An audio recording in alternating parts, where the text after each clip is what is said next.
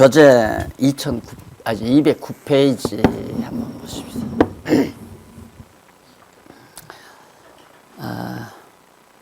지금까지 1, 2, 3번 로만 넘버 1, 2, 3번 했죠. 1, 2, 3번 했는데 그 지금까지 2장에서 우선 2장에서는 율법과 죄에 대해서 진술했고요.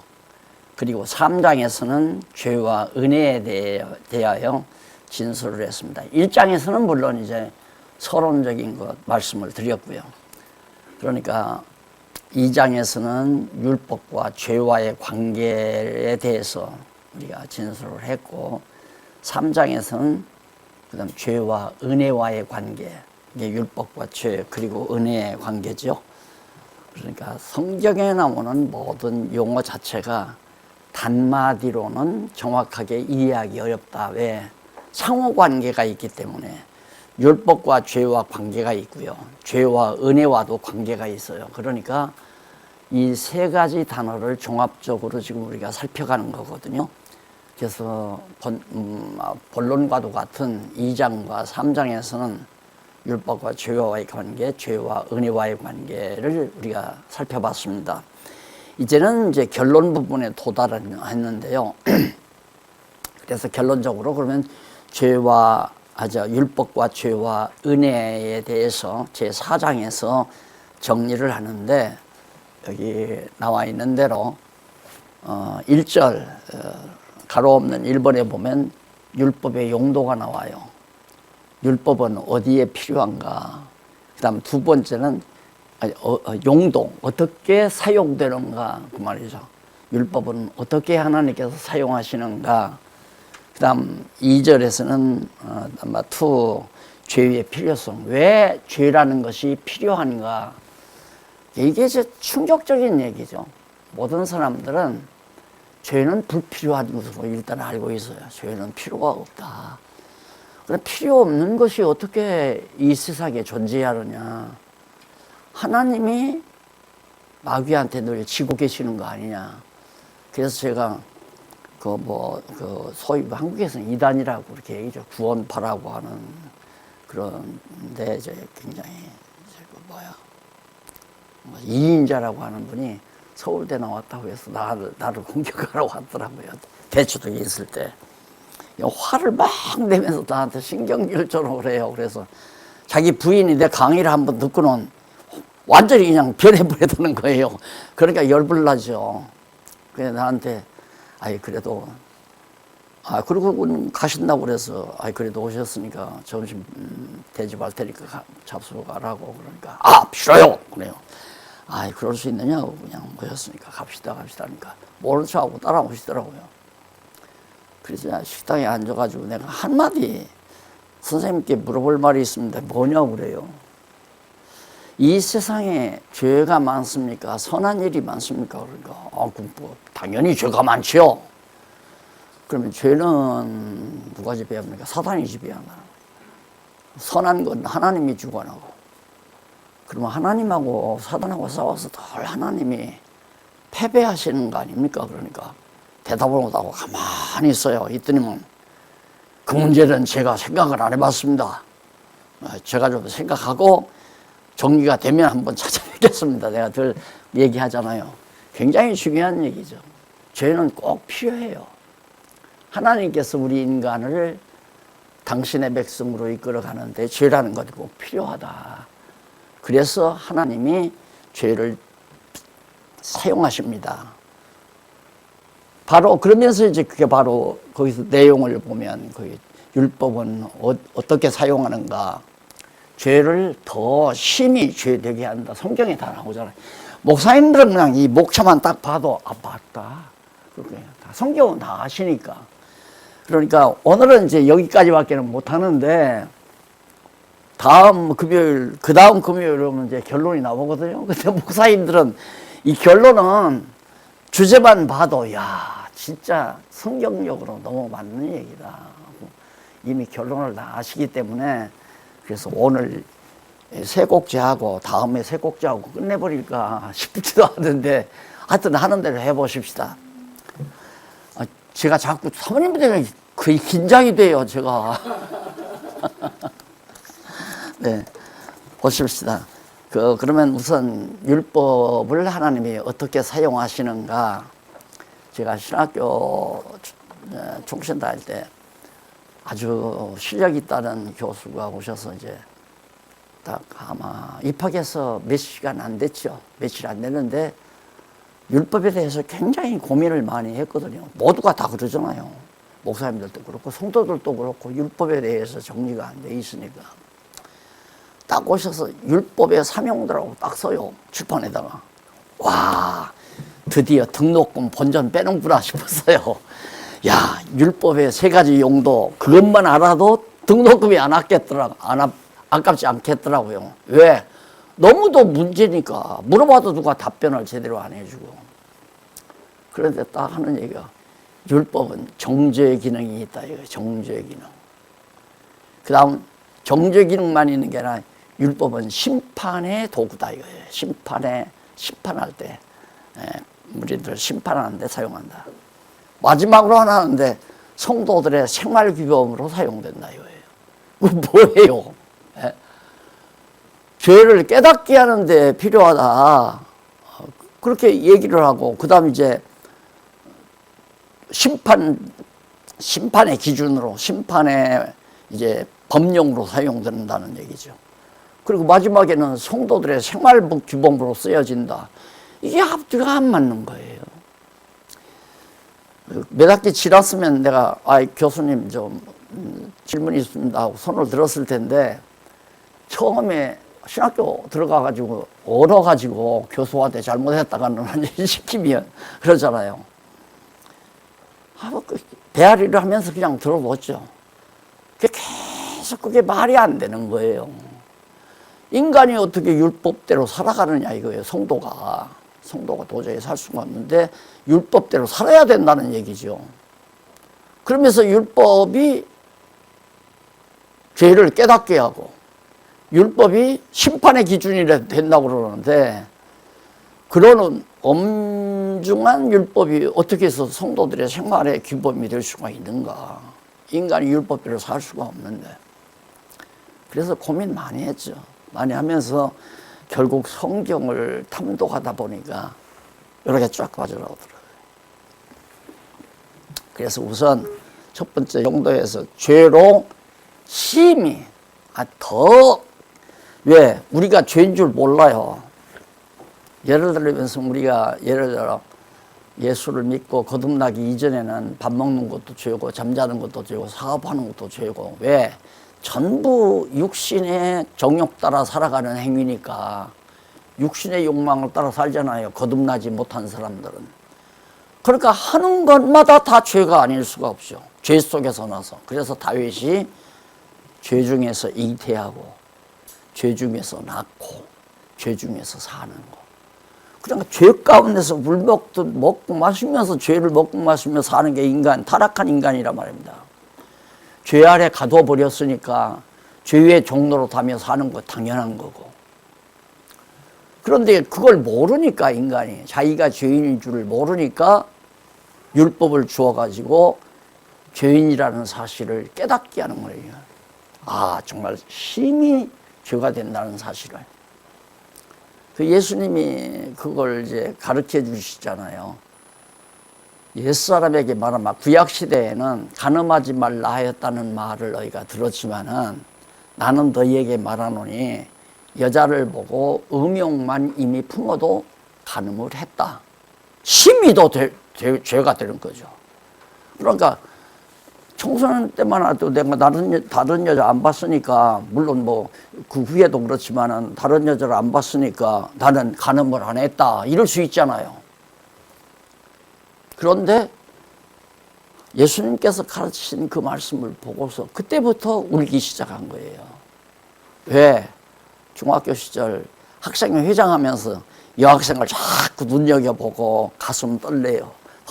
헐레보고 같이 있고 싶고 이런 생각을 했으니까 그게 음욕 아니에요. 쉽게 말하면. 그래서 이제 그때부터 울고 불고 눈물 콧물 흘리면서 난리를 쳤죠. 그게 심히 죄 된다는 사실을 깨닫게 된 거예요.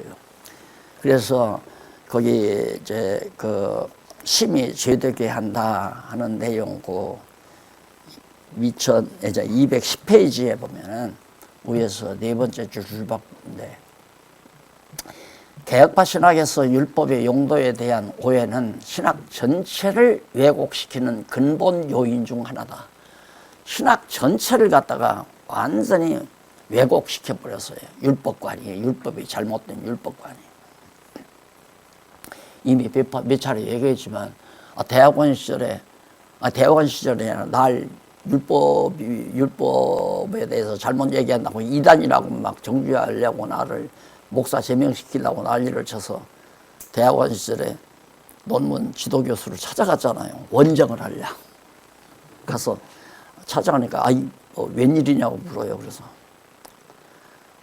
목사님, 교수님께 지금 원정하고 싶어서 왔습니다. 뭐 때문에 그래요? 그러더라고. 날들 자꾸만 노예에서 율법을 지켜야 된다고 얘기를 하잖아요. 그러니까 교수가 있다가 한참 있다가 율법도 지키기는 지켜야지. 그래요. 율법을 지키기는 지켜야 한대요.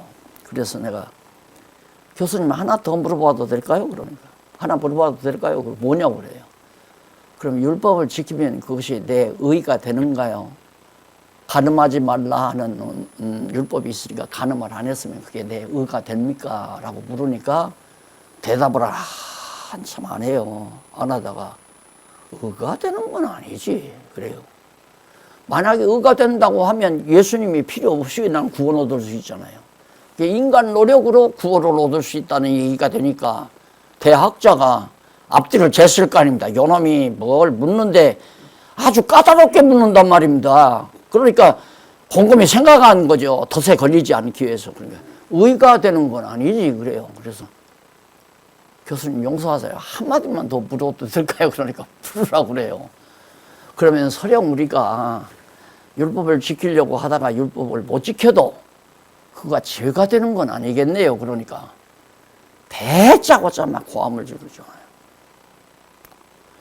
율법을 지켜도 의가 안 된다면 율법을 범해도 죄가 안 돼야 되잖아요. 논리적으로. 그러니까 정리가 안 됐다는 얘기죠. 율법에 대해서.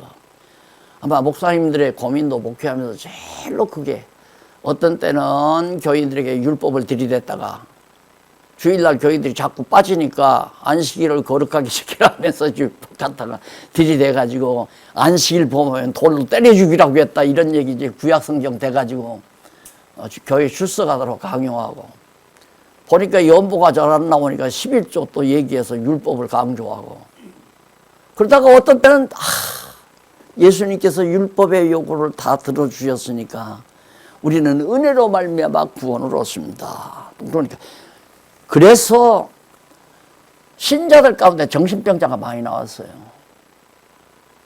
나 한참 서울에 올라 공부할 때 청량리에 뇌병원이 있는데 정신환자 병원이 있는데 통계로 나와서요. 통계로. 거기에 들어온 환자 중에 어떤 사람들이 예수 믿는 사람들 특별히 오순절교회 출신들이 많이 들어있다 이거예요. 이게. 환자들 중에. 정신 나가죠. 이게 정리가 안 되니까. 이게 정신병이라는 것은 전선이 이제 쫙 정리가 돼서 이걸 올려야, 스위치를 올려야 들어오고 끄면 불이 나가고 이렇게 딱 정리가 되는데 이게 중간에 접선이 돼가지고 연결이 되면 스파크가 일어나고 잘못하면 불이 일어나잖아요. 우리 뇌파도 마찬가지예요. 논리적으로 이게 정연하게 딱 정리가 되면 지혜로워지죠. 머리가 샤프하고 좋아지고 총명해지고. 그런데 이랬다 저랬다 이랬다 결국에는 골치 아프다고 그러는 것은 지금 자꾸 혼선이 온다는 얘기예요. 뇌파가 혼선을 일으킨다. 이럴까 저럴까 이거 좋은가 나쁜가 골치가 아프다 이거예요. 그런데 성경의 진리라면 이게 혼선을 안 일으키고 정확하게 딱 여기 나오듯이 율법의 용도에 필요한 어떻게 하나님이 쓰시나 그 죄가 필요한 이유가 죄로 심히 죄되게 한다. 죄로 인간을 죽게 한다. 죄라는 게 매우 중요하니까 죄되게 해서 인간을 죽이려고 했구나. 왜 그랬는가? 죄의 필요성에서 설명을 해요. 왜 그랬는가? 은혜로 살게 하려고. 그러니까 십자가의 죽으심으로 말미암아 하나님의 은혜로 말미암아서 죄 가운데서 율법에서 해방시켜 구원 얻게 하려고 하나님께서 죄로 죽이는 걸 아닙니다. 죄로 심히 죄되게 하는 거고. 실제로 목회를 해보면 교회 좀 충성하는 사람이 참 골치예요. 그분 마음 가운데는 열심히 자기 노력으로 뭐 교회 충성한다 해서 자기는 의인이라고 생각하는 거예요. 제가 개척교회 처음 딱 시작할 때 그때 당시 아마 60이 넘은 권사님이 하나 계셨어요. 나이가 그때만 나이가 많았죠. 60 훨씬 넘어간 70 가까운 분인데 이 양반이 철야 기도도 많이 하고 새벽 기도는 절대 안 빠지고 그냥 교회 일 당신 혼자 다 해. 아침 주일 아침에는 청소 다 교회 나와서 예배실 청소 다 해놓고 그리고는 딱 입구에 서 있는 거예요. 입구에 서가지고 젊은 집사들 이렇게 들어대야 뭐 하는 것들이야 이거 젊은 것들이 에? 그러면서 막 난리를 치는 거예요. 그러니까 자기는 지금 상당히 하나님 앞에 충성하는 종이라 이거죠. 자기를 이제 이렇게 자기가 평가해 놓고는 다른 사람은 다 죄인이야. 전부. 바로 이런 걸 모르니까 그런 결과가 나고 나는 지금 하나님 앞에 정성들의 예배 드리려고 청소도 했고 이른 아침에 와서 새벽 기도도 하고 다 했다. 야. 새벽 기도도 하고 잠만 퍼자고 늦잠만 퍼자고 이러면서 막 그러니 그걸 듣기 좋은 사람이 누가 있어요. 그리고 나하고도 경쟁을 해요. 새벽 기도 가면 내가 들어가야 당신도 나가지 내가 강대상 뒤에 엎드려 있으면 절대 안 나가요. 나도 처음이니까 본을 보여야 되잖아요. 새벽 기도 마치고는 강대상 뒤에 엎드려져 이제 기도를 하고 때로는 성경도 보고 그러죠. 그런 분 기척이 있어요. 이렇게 있으면 이쪽에 기척이 있어요. 그러면 딱 이렇게 둘러보면 와서 고개 삐죽 이래 밀고 간당 또 와서 엎드려서 하는 거예요. 없으면 나 없으면 가는 거예요. 야 이거 보통 문제 아니로구나. 그래가지고 하나님께서 치우더라고요. 나중에는 이제 나갔어요. 내가 인정을 안 해주니까 내가 그걸 인정을 해줘야 손바람 나는데 내가 그걸 인정을 안 해주니까 자기 공을 세우려고 하는 거거든요. 이게 내가 죄인이다 하면 자기 공을 세우려고 해요. 자기 공.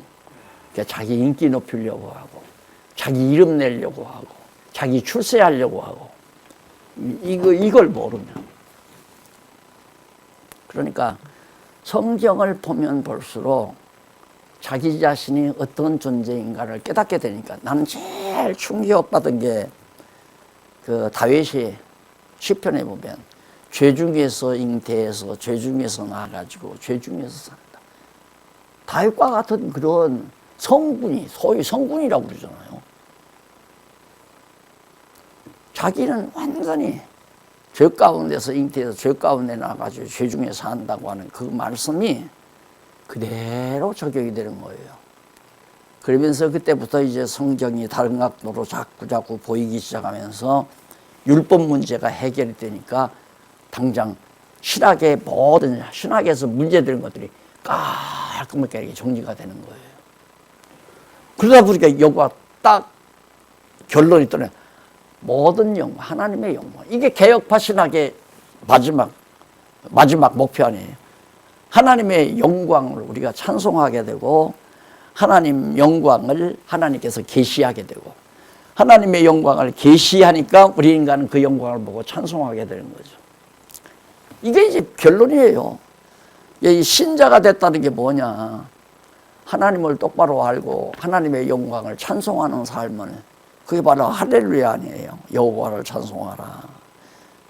여호와 하나님을 찬양해야 하는데 자기를 찬양하고 자기를 높이고 자기를 내세우고 이거 자체가 얼마나 죄성이 큰가를 알 수가 있죠.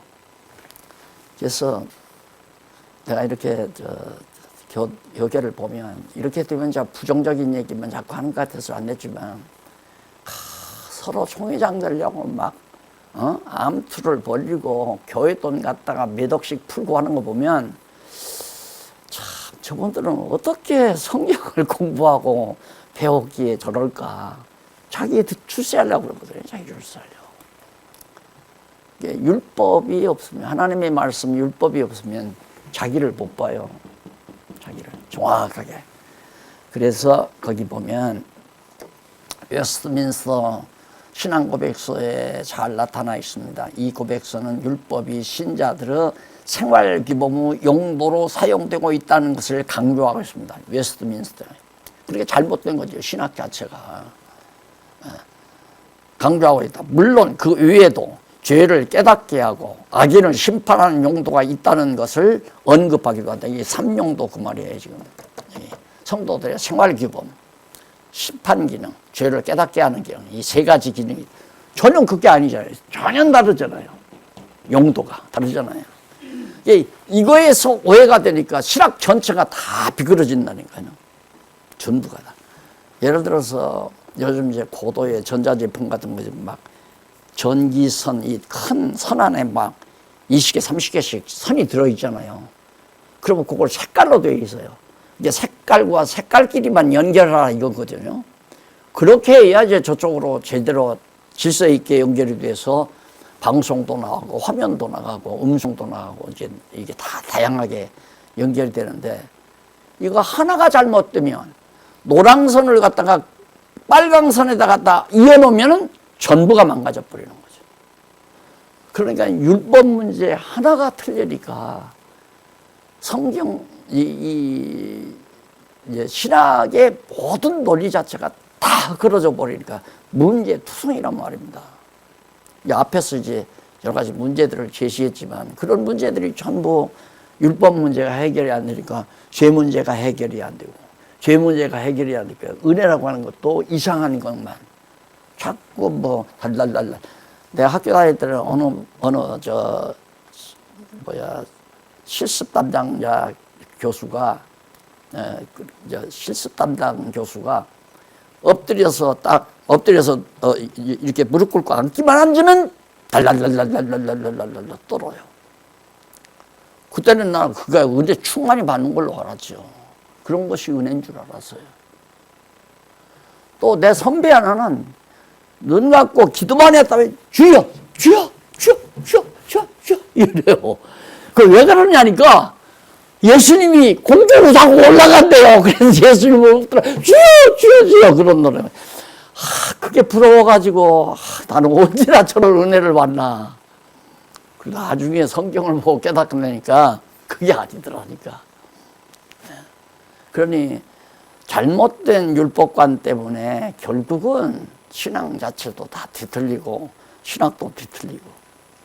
그래서 이제 그런 내용들을 서론적으로 정리한 다음에 죄로 심히 죄되게 한다는 부분 한번 보십시다. 한쪽 가로 1번. 여호와 하나님께서는 에덴 동산에서 아담에게 주신 금과 법, 곧 에덴의 율법이죠. 에덴 동산 만들어 놓고 하나님의 금과 법, 선악과를 따먹지 말라. 또 시내 산에서 이스라엘 자손에게 모세를 통하여 율법을 주었죠. 에덴 동산의 율법은 선악과였고 시내 산에서 모세에게 주신 것은 십계명을 비롯한 모든 계명들, 규례와 윤례 같은 것도 아니어서 그런 것들이었단 말입니다. 그런데 모세를 통하여 주신 율법은 모두 인간의 내면에 있는 죄로 심히 죄되게 하는 용도로 사용하신다. 에덴 동산에서 선악을 알게 하는 과일을 따먹지 말라는 법을 주신 것은 인간으로 하여금 이제 죄 아래 가두기 위한 하나님의 과정이었죠. 그 죄 아래 왜 가두는가? 이렇게 하기 위해서 가둔 거예요. 이렇게 하기 위해서. 아니 하나님이 아와를 창조하고 하나님의 형상대로 지어놨으니까 당연히 하나님과 같이 되려고 하는 건 당연하잖아요. 그렇잖아요. 하나님이 처음 아담과 하와를 하나님의 형상대로 만들어 놨어요. 그런데 하나 모자라는 것이 영원히 살 수 없는 것이고 또 하나는 좋고 나쁜 선악을 모르게 하는 것이 이제 그것이 다르지, 다른 건 다 하나님의 형상과 같단 말입니다. 그러니까 하나님께서는 이제 생명과를 주어서 그거 먹으면 영원히 죽지 않고 하나님과 같이 영원히 살게 하려고 그랬는데, 선악을 알게 하는 과일은 그거 먹으면 선악을 알고 이제 자기가 좋고 나쁜 것을 선택하게 되는 거예요. 하나님이 좋고 나쁜 걸 선택하는 게 아니라 자기에게 좋고 나쁜 걸 선택하는 자가 된다 이 말입니다. 그러니까 뱀이 와서 꼬실 때 뭐라고 하셨어요? 이거 먹지 말라 하더냐? 먹으면 죽는다고 그러더라. 그러니까 아니야, 먹으면 하나님과 같이 된다, 그렇게 꼬시잖아요. 하나님과 같이 된다. 그게 하나님과 같이 되면 안 되거든요. 피조물이니까. 그러니까 그 유혹에 빠져가지고 따먹었어요. 그러면 그렇게 실수를 왜 하게 하느냐면, 그렇게 하면 안 된다는 걸 깨달아 알게 하기 위해서. 그래서 여기 나오죠. 은혜를 알게 하고, 깨달아 알게 하고. 자, 죄로 심히 죄되게 하고, 심히 죄되게 하고, 죄되게 해서 깨닫고, 내가 죄인임을 깨닫게 하기 위해서. 그러니까 하와나 아담에게 선악을 하는 과일을 따먹지 말라고 했지만, 그걸 따먹어서는 안 되는 것을 실제로 경험하도록 하나님께서는 선악을 알게 하는 과일을 해놓고는 거기 먹고 타락하게 해서 결국 죄 안에 가둬버렸단 말입니다. 그게 이제 죄 되게 한 거 아니에요, 하나님이. 그러니까 선악과는 애 만들어서 애들이 물어도 대답 못하는 게 지금 아니에요. 천하 없는 신학자도 유치부 학생이 선생님, 하나님께서 왜 선악과는 만들었어요? 그거 안 먹었으면 얼마나 좋았겠느냐. 이게 애들도 다 알잖아요. 그거 가서 물어보면, 목사님에게 가서 선생님이 물어보면, 그런 거 가르치지 말고 그냥 가르쳐, 그냥. 나도 모르니까. 그 유명한 신학자에 가서, 그 대구에 있는 유명한 주석학자에 가서, 청년이 가서 부르니까, 저한테 공부하고 와서 물었대요. 그러니까 이 사람아, 나도 죽으면 제일 먼저 하나님 앞에 가서 물어볼 말이 그 말일세. 선악과는 왜 만드셨습니까? 그래서 이게 정말 이렇게 풀어줘야 성경이 창세기부터 요한계시록까지 구석구석 어도고라나 괴리 현상 없이 쫙 다 정리가 된다는 거. 이미 목사님들 4년 동안 공부하셨잖아요. 성경이 이렇게 매끄럽게 잘 빠져나가잖아요. 이게 정리가 되니까 그거거든요. 그게 강론집보다 이걸 먼저 썼어요. 먼저 내가 깨달았기 때문에. 이걸 깨닫고는 그 다음에는 성경 전체가 열려버리니까, 이건 내가 글로 담아놔야 되겠다 해서 그냥 원래는 처음에는 원고지에다 썼죠. 원고지에 써서 큰 박스에다가 한 박스에서 우리 자녀들에게 물려주고 가려고 그랬어요. 돈 없으니까 책 출판을 어떻게 해요? 그 엄청, 누가 출판도 안 해주고, 출판사에서 내 책을 누가 출판해줘요? 자기들의 생각과 다르니까. 그런데 책까지 다 나오고 해서 영안이 없죠. 생각해보면. 그래서 죄로 심히 죄되게 한다는 게 거기 나오죠. 하나님께서 죄로 심히 죄되게 사용하시다. 이러한 경우를 현상적인 용도로 사용된 것이라고 할 수 있다. 곧 인간의 내면에 있는 죄로 심히 죄가 되도록 정죄 기능을 발휘한다는 의미에서 현상적인 용도라고 그렇게 말할 수 있다 하는 얘기입니다. 그래서 거기에 이제 그거에 대한 구체적인 얘기가 좀 나오는데, 율법의 용도는 인간의 죄로 심히 죄되게 하는 것이 전부가 아니다. 그게 다가 아니고, 곧 인간의 죄로 심히 죄되게 하는 현상인 용도는 본질적인 용도의 효력을 위한 것에 지나지 않는다. 모든 율법이 죄로 심히 죄되게 하는 기능을 가지고 있는 사실에 대하여 이미 앞서 언급한 바 있다. 그러므로 여기서는 인간의 죄로 심히 죄되게 하려는 정죄의 기능보다는 용도에 있어서 구체적인 그 방법에 대하여 진술해 보려고 한다. 에덴 동산 나오죠. 아담과 하와. 아까 제가 설명을 했어요. 금과법 다 나오고, 그 그 다음에 이제 이러한 의문을 해소하기 위해서는 죄에 대한 근본적인 본질적인 이해가 절대로 필요합니다. 아담과 하와가 하나님의 금과 법을 어기고 선악을 알게 하는 나무의 실과를 먹은 행동은 죄라고 하기보다는 범죄라고 할 수 있습니다. 그게 무슨 뜻이 앞에서 설명했죠. 하나님과 같이 되려고 하는 그 생각 자체도 죄예요. 그렇잖아요. 그건 생각으로 나타난 거기 때문에 아직 행동으로는 드러나지 않았잖아요. 그런데 선악을 알게 하는 과일을 따먹은 행위는 범죄죠. 그러니까 죄와 범죄가 다르다는 얘기입니다. 그러니까 바울도 그랬죠. 내가 선을 행하고자 하는 마음은 간절하지만 내 안에 있는 죄가 나를 죄 아래로 이끌어가서 범죄하게 한다는 얘기예요. 그러니까 죄가 행동으로 드러나면 범죄가 되는 거죠. 근데 우리는 다 마음속에 죄를 간직하고 있는데 행동으로 안 드러나니까, 예를 들어서 행동으로 안 드러나면 다 세상법은 선으로 인정을 하잖아요. 말이 안 되는 거예요. 그러니까 요즘 이제 뭐 재판을 해서 범죄라고 이제 구류해가지고 영창에 들여 넣는 거 보면 참 세상법의 한계다. 나는 볼 때 이 세상 인간은 누구도 누구를 정죄할 수 없어요. 그게 예수님이 그랬잖아요. 남을 정죄하는 정죄로 자기가 자기를 정죄하는 것이다. 야, 이 도둑놈아! 아니, 목사님들은 도둑놈이라고 하는 거야. 도둑놈아 하면 나도 도둑놈이라는 얘기예요. 다 똑같다는 얘기죠. 그러니까 남을 평론하지 말라. 비판하지, 남을 험담하지 말고. 똑같으니까 인간은. 다만 밖으로 행동이 드러나지 않은 것 뿐이죠. 그렇잖아요. 밖으로 행동이 드러나지 않은 것. 어떤 분은 이제 예를 들어서 딱 끝마치고 나가는데 저기에 금반지 하나가 딱 떨어졌어요. 근데 금반지가 하나 딱 떨어졌는데 주워서 주인을 찾아 주려고 하는 마음도 있는가 하면 이거 봐라. 야, 금반지 이거 누구 걸까? 그래서 슬며시 누가 보면 이제 죽는 거 볼까 봐서 슬며시 이렇게 발로 차서 발로 밀어서 안 보이는 데다 감추어 놓을 수도 있단 말입니다. 나중에 기회도 가지고 오려고. 그런가 하면 어떤 사람은 발로 빡 받고 좌우를 다 살펴보다가 아무도 안 보면 주워가지고 가는 거예요. 그러면 주워가지고 남에게 임자를 찾아주려고 하는 사람은 의인이고 그걸 가지고 간 사람은 죄인이고, 우리는 그렇게 평가하잖아요. 그렇게. 근데 그걸 딱 주워가지고 임자를 찾아주려고 하는 것은 양심이, 자기 양심이. 그래서 그렇게 해놓고는 뭐냐? 나는 선한 일 했다. 나는 의인이다. 이렇게 생각하는 거죠. 웃기는 거예요.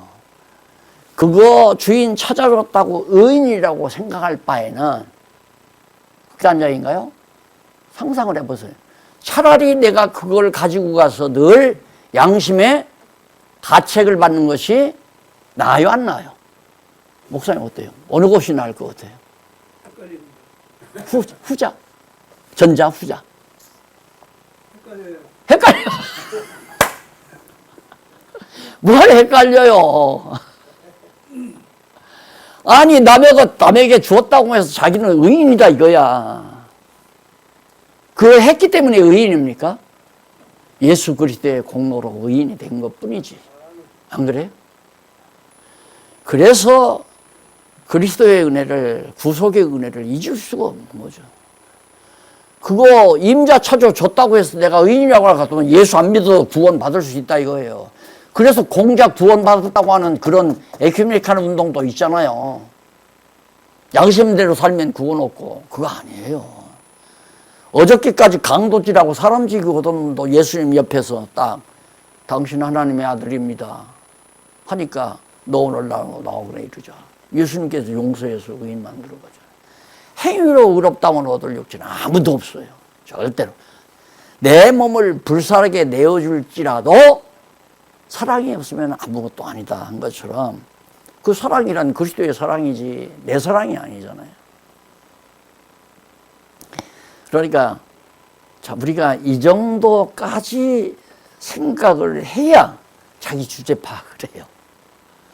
그래서 제일 힘든 게 뭐냐면, 목사님들, 여기 목사님들 계신데, 목사님들은 주의 일하다가 가니까 천국 다 갈 것이다. 그렇습니까, 목사님?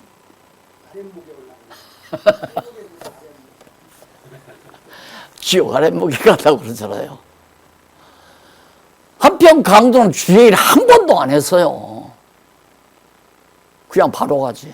우리는 주의 일 하기 때문에 가는 것이 아니라 하나님의 은혜를 깨닫고 나니까 은혜의 영광을 찬미하면서 이렇게 살다 보니까 내게 하나님께서 소원을 주어서 주를 위해서 죽도록 충성하고자 하는 마음을, 충성심을 주어가지고 하는 것 뿐이기 때문에 성령의 열매를 맺은 것 뿐이죠. 내 열매가 아니고 성령의 열매죠. 예. 그래서 인간이 자기 자리를 찾아가는 겁니다. 인간이. 이 율법이 아니면 자기 자리 안 찾아가요. 어떻게든 자기를 좀 내서, 너보다는 내가 좀 의롭다, 너보다는 내가 좀 착하잖아, 그래도 자꾸 그렇게 생각한다고요. 그거 자체가 얼마나 어리석은 거예요. 그러다 보면 자꾸 남을 비판하게 되고 남을 경시하게 되고 무시하게 되고 이렇게 되죠. 목사님, 주기도문, 네. 주기도문에 네. 나오는 게 있잖아요. 네. 그 우리에게 일용할 양식을 주옵시고 우리가 우리에게 죄 지은 자를 사하여 준 것 같이 우리의 죄를 사하여 주옵시고. 네. 그 얘기가 지금 이 얘기하고 같은 거 아니에요? 같다기보다도 하나님께서 내 죄를 용서해 주는 조건으로 내가 형제의 죄를 용서해 준다. 그건 아니에요. 그건 내가 형제의 죄를 용서해 주어야만이, 우리가 우리의 죄를 용서해 준 것처럼 예수님도 내 죄를 용서해 주십시오. 그 주기도문이 그건데, 그게 아니라 그런 것처럼 내가 이 형제의 죄를 용서해 주는 그런 것처럼 주님은 내 죄를 용서해 주십시오. 그 말이죠. 예, 그걸 전제로 해서 날 용서해 달라는 게 아니라 그와 같이 내 죄를 용서해 달라. 조건이 아니고. 예, 조건이 아니죠. 조건이 아니고 하나의 상태예요. 상태. 우리 죄를 우리가 용서해 주는 것처럼 예수님도 우리 용서해 주세요. 그걸 조건으로 자꾸 얘기하면 문제가 심각한 거예요. 근데 형제를 정죄하지 말라는 것은, 너는 그 비유에도 있잖아요. 100달란트, 10달란트 탕감받은 자가, 100달란트 탕감받은 자가 가다가 1달란트 빚진 자를 붙들고 능력을 하잖아요. 그 빚 갚으라고. 100달란트 탕감받고서 1달란트 용서할 수 없느냐 이 말이에요.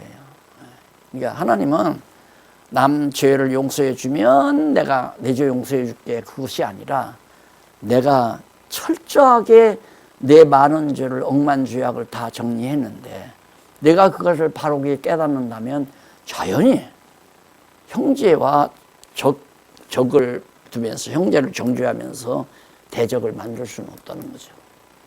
그래서 그러니까 율법의 지금 용도, 네. 이거를 깨달으면 네. 지금 그 주기도문에 나와 있는 네. 그 말씀이 네. 내가 누구를 정죄할 수 있는 상황이 아니다. 그렇죠. 맞아요. 그것이 밑바탕에 깔려서 그렇죠. 그 말씀을 하신 거예요. 네, 네, 맞습니다. 그래서 저는 그런 의도에서 네. 주기도문을 우리한테 주시지 않았나. 네. 내가 하나님께 엄청난 은혜를 받았다고 하는 사실을 모르니까 자꾸 자기를 내세우는 거예요. 자기를. 하나님의 은혜의 영광을 찬미하는 게 아니라 하나님의 은혜의 영광을 찬미해야 돼. 자, 그래서 그 밑에 문단에 보면 211페이지, 집에서 다 예습해 오셨잖아요. 아담과 하와의 경우에 있어서 그들이 선악을 알게 하는 나무의 실과를 따먹고 범죄하기 이전에 간교한 뱀은 너희가 그것을 먹는 날에는 너희 눈이 밝아 하나님과 같이 되어 선악을 할 줄을 하나님이 아심이니라. 맞는 얘기 아니에요. 하나님은 그거 알거든요. 그거 먹으면 하나님과 같이 된다는 거 하나님이 알거든요. 그걸 마귀가 그걸 알고 그걸 고자질하는 거예요. 그러면 나 하나님과 같이 안 될래 이래야 되는데 아, 내가 하나님과 같이 되어야겠다. 그게 죄예요, 죄성. 하나님과 같이 되려는 그 본능적 생각이 죄고, 그걸 그러기 위해서 따먹은 행위는 범죄고, 죄를 범했다는 얘기죠. 근데 우리는 범죄만 해야 죄라고 생각하니까 자기가 어젯밤 강도질 안 했으니까 나에게는 죄인 아니라고 생각하는 거예요. 죽는 날까지 나로서는 죄인이죠. 그러나 그리스도의 은혜로 하나님께서 의인이라고 일컬어 준 것 뿐이지, 내가 그리스도를 떠나면 나는 백발백중 1000번도 10,000번도 죄인일 수밖에 없잖아요. 누가 죄가 많고 적고가 아니에요. 완전히 죄 덩어리인데 우리는 타락한 인간이니까. 그래서 아까 대충 다 말씀드린 얘기고요. 거기 312페이지 중간쯤 보면 문단 나오죠. 줄바꾼데 앞에서 이미 언급한 바대로 죄는 율법과 관계없이 실제로 존재한다. 율법과 관계없이 죄가 존재하죠.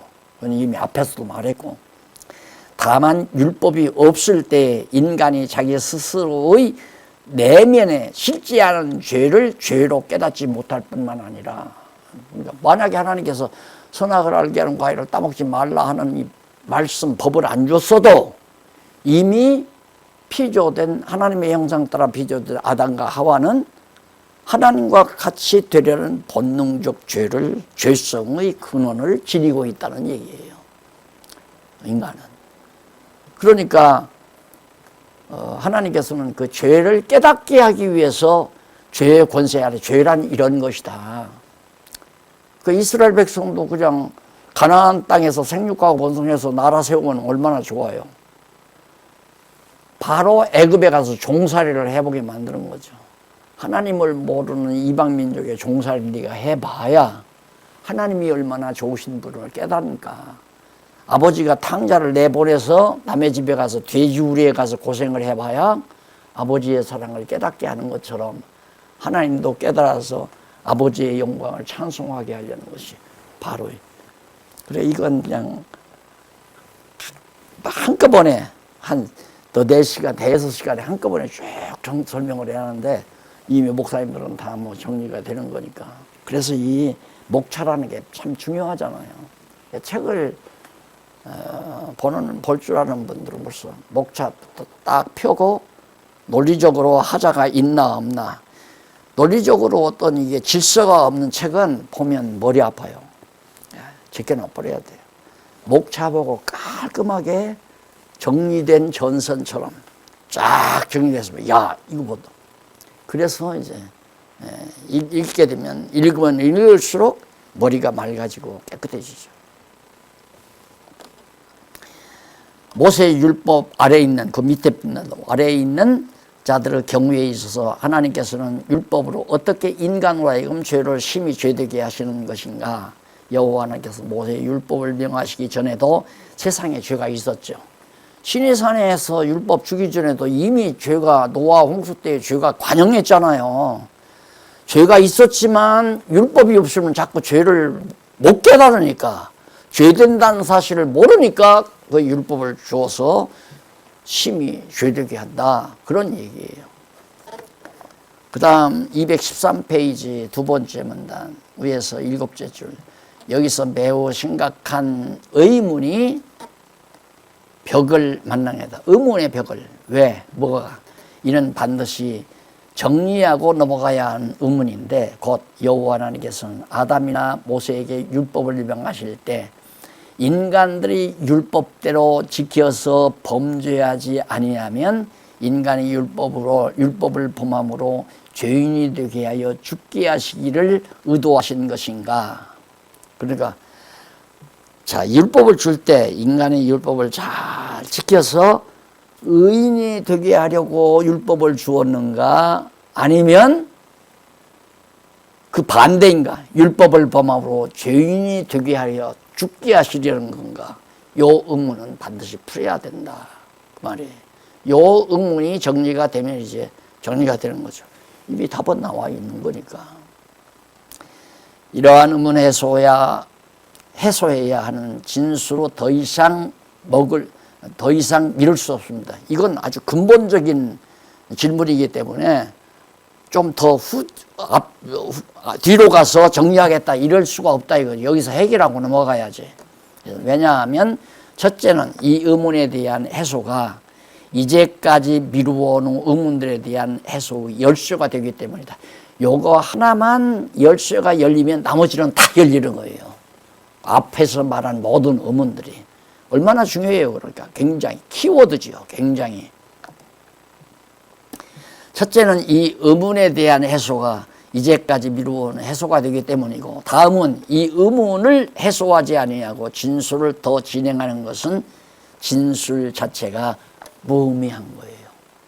더 이상 진술할 필요가 없다는 얘기예요. 이 문제가 해결이 안 되면.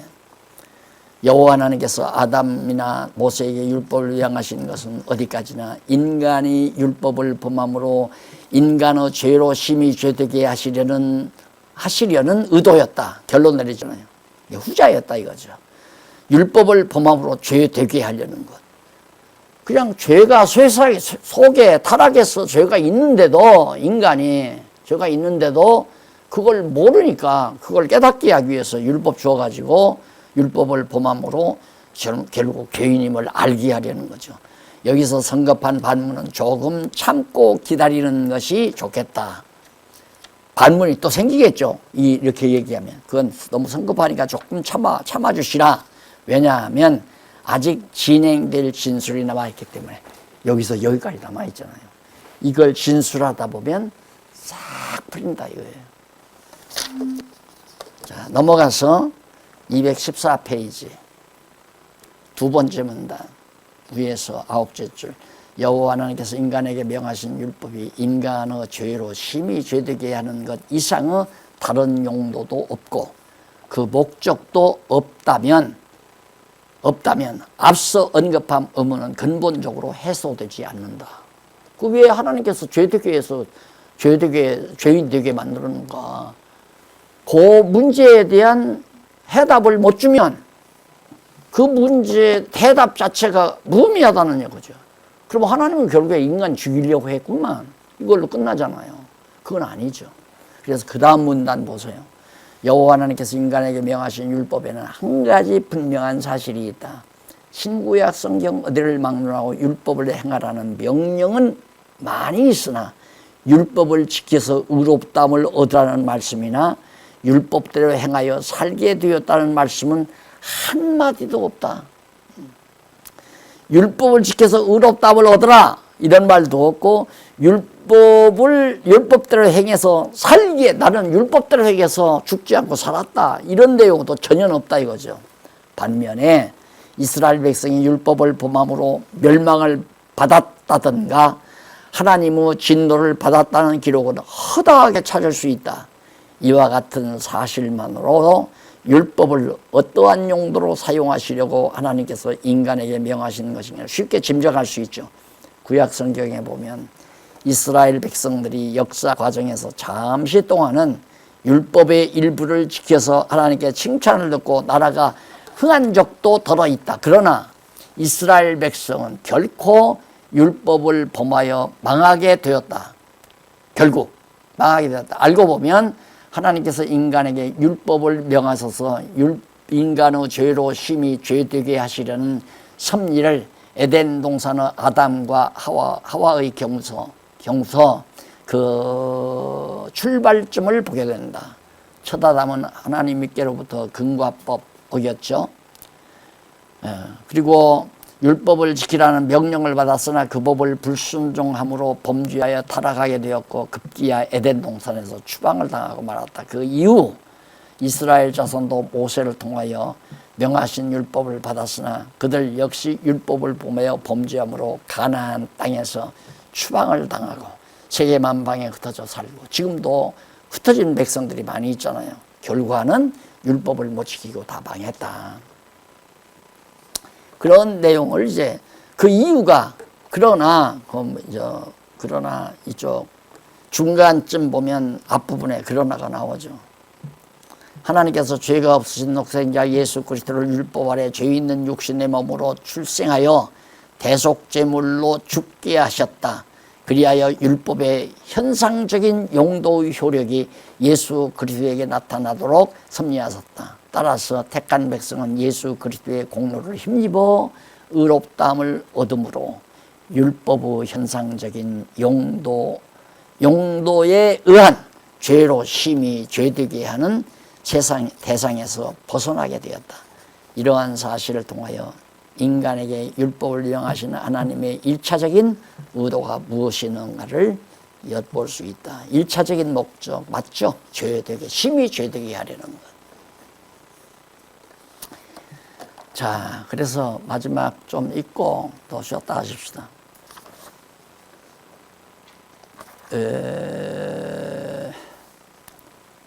216페이지 제일 위에 뒷부분에 보면 그리고 절대 주권자이시며 전능하신 하나님께서 계획적으로 의도하신 것은 결코 이루어지지 않을 수 없으며 또한 의도하지 아니한 것은 결코 이루어지는 경우가 없다는 것도 의심할 여지가 없다. 그러므로 피조 세계 안에서 이루어지는 모든 일들은 하나님의 계획적인 의도대로 되어지는 것이 분명하다.